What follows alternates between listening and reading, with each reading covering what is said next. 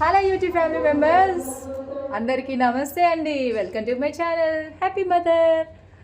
ఇంకా ఇప్పుడైతే ఈవినింగ్ అవుతుందండి. వెళ్ళి స్కూల్కి వెళ్ళైతే పిల్లల్ని తీసుకొని రావాలి. ఇంకా స్కూల్కి వెళ్ళగానే వాళ్ళ హ్యాపీనెస్ అంతా ఇంత కాదు. కంటిన్యూస్గా 3 days అయితే హాలిడేస్ వస్తున్నాయి కదండి. రేపు శుక్రవారం వరలక్ష్మి వ్రతం, ఎల్లుండి రక్షాబంధన్ అండ్ ఇంకా తర్వాతనేమో సండే. 3 days కంటిన్యూస్గా హాలిడేస్ ఉన్నాయి కాబట్టి వాళ్ళ హ్యాపీనెస్ అయితే మామూలుగా ఉండదు. ముందు స్కూల్కి వెళ్ళగానే అదే విషయం గురించి నాకు చెప్తారు. మమ్మీ 3 days హాలిడేస్ ఉన్నాయి, మాకు ఎక్కడికి తీసుకెళ్తావు అనేసి అయితే అడుగుతారండి. ఎక్కడికి తీసుకెళ్ళాలి, ప్రతిసారి హాలిడేస్ వచ్చినప్పుడు నాకు ఇది ఒక పెద్ద టార్చర్ అయిపోయింది. స్కూల్లో పిల్లలందరూ కామన్గా అనుకుంటారు కదా, అమ్మమ్మ వాళ్ళ ఇంటికి వెళ్తాము, అక్కడికి వెళ్తాము, ఇక్కడికి వెళ్తాము అనేసి అనుకుంటారు కదా పిల్లలందరూ.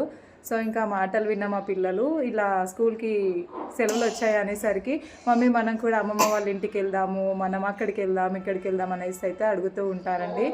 అండ్ అమ్మమ్మ వాళ్ళ ఇంటికి వెళ్ళడానికి నాకు అమ్మ లేదు కదా, సో ఇంకా మేము ఉంటే ఇక్కడే ఉండాలి, లేదంటే గుడులకైనా వెళ్ళాలి.